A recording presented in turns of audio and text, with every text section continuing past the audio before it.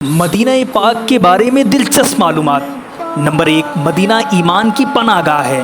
نبی پاک صلی اللہ علیہ وسلم نے فرمایا، مدینہ ایمان کو ایسے صاف کرتا ہے جیسا بھٹی لوہے کے میل کو صاف کرتی ہے، یعنی مدینہ ایمان والوں کے لیے پاکیزگی اور ایمان کا مرکز ہے۔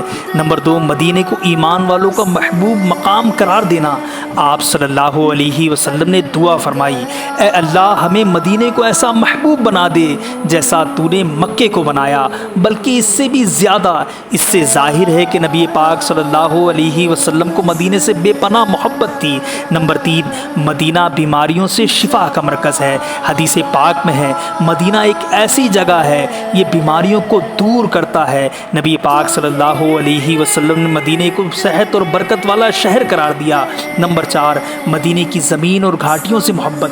حضرت انس رضی اللہ تعالیٰ عنہ فرماتے ہیں، جب نبی پاک صلی اللہ علیہ وسلم سفر سے واپس آتے تو مدینہ کی دیواروں کو دیکھ کر اپنی سواری کو تیز کر دیتے، اور اگر جانور پر سوار ہوتے تو شوق سے حرکت دیتے، یعنی نبی پاک صلی اللہ علیہ وسلم کو مدینہ کی گلی کوچوں اور فضاؤں سے محبت تھی۔